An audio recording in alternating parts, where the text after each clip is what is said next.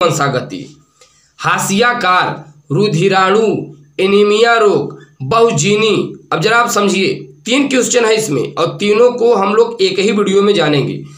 बहुप्रभाविता एवं बहुजीनी वंशागति ये क्या है, एक आपका ये भी फैक्टर है, ये भी दोस्तों आपका हेडलाइंस बनता है परीक्षा में।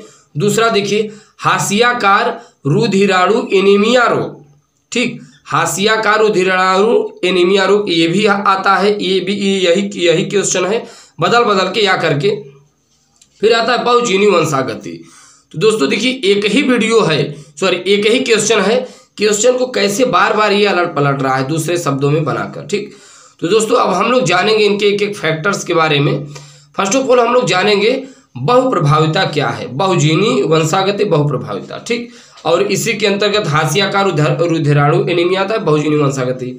तो बहुप्रभाविता की बात करें, साधारणतया एक जीन प्रमुख रूप से केवल एक लक्षण को प्रभावित करता है। ये बात तो सही है भाई, साधारणतया अगर देखा जाए एक जीन प्रमुख रूप से एक ही लक्षण प्रदर्शित करेगा, वो चाहे जिस चीज का हो, परंतु कुछ जीन एक से अधिक लक्षणों को प्रभावित करते हैं। ये देखिए बड़ा इंटरेस्टिंग, बड़ा सिंपल, बड़ा महत्वपूर्ण। पहले कहता है एक जीन एक ही लक्षण, फिर कहता है भाई कुछ जीन ऐसे भी होते हैं जो एक से अधिक भी लक्षण दर्शा सकते हैं। भाई एक तो दर्शाएंगे नहीं, एक से अधिक भी दर्शा सकते हैं। ऐसे जीन को बहुप्रभावित तथा इस दशा को बहुप्रभाविता कहते हैं। तो ये फैक्टर आपको ध्यान में रखना है। बहुप्रभाविता क्या है, कुछ दोस्तों जो जीन होते हैं वो एक ही लक्षण को प्रभावित करते हैं। प्रकृति में कुछ ऐसे भी लक्षण होते हैं, प्रकृति में कुछ ऐसे भी जीन होते हैं जो एक से अधिक लक्षणों को भी प्रभावित करते हैं। तो ऐसे जीन को बहुप्रभाविता, इस दशा को बहुप्रभाविता कहते हैं। बहुप्रभावित तथा इस दशा को बहुप्रभाविता। भाई बहुप्रभाविता, जो जीन एक से अधिक प्रभाव दिखाए, एक से अधिक लक्षण दिखाए, तो बहुप्रभाविता तो होगा ही ना। ठीक, अब देखिए यहाँ पर एग्जाम्पल में क्या लिखता है, जैसे मटर में एक ही जीन पुष्प तथा बीज, मटर में एक ही जीन पुष्प तथा बीज कवच के रंग को प्रभावित करता है। ठीक, अब दोस्तों जरा इस चीज को आप समझिए, मटर में एक ही जीन पुष्प, भाई जो मटर है उसमें एक ही जीन है, क्या है, पुष्प है, तथा बीज कवच के रंग को प्रभावित करता है। ठीक, तो ये दोस्तों जो है वो क्या है, बहुप्रभाविता है।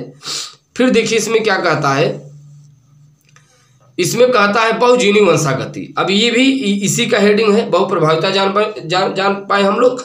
अब हम लोग जानेंगे बहुजीनी वंशागति। तो ये क्या है, बड़ा ही सिंपल, बड़ा इंटरेस्टिंग है। अभी हम लोग साधारण शब्दों में समझ जाएंगे बहुजीनी वंशागति।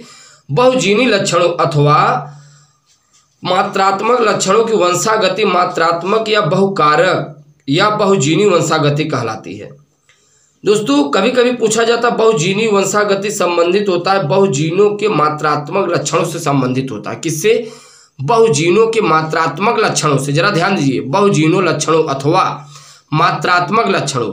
तो बहुजीनी वंशागति दोस्तों संबंधित होता है मात्रात्मक लक्षण से। ठीक, मात्रात्मक लक्षणों की वंशागति मात्रात्मक या बहुकारक या बहुजीनी वंशागति कहलाती है।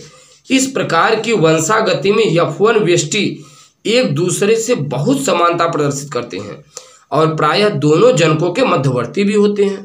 ठीक, तो अब यहाँ पर देखिए एग्जाम्पल, इसका पॉइंट में क्या कहता है, जब F1 की व्यष्टियों में संकरण कराया जाता है तो F2 पीढ़ी में बहुत अंतर उत्पन्न हो जाता है। तो दोस्तों जब बहुत ज्यादा अंतर उत्पन्न हो जाता है तो ऐसे वंशागति को हम लोग बहुजीनी वंशागति कहते हैं। तो इस प्रकार से दोस्तों हम लोग समझ पाए बहुप्रभाविता और बहुजीनी वंशागति के बारे में। और दोस्तों यदि आप हमारे चैनल पर नए हैं तो फटाफट से चैनल को सब्सक्राइब कीजिएगा और वहीं अपने दोस्तों के पास शेयर करना ना भूलना। धन्यवाद।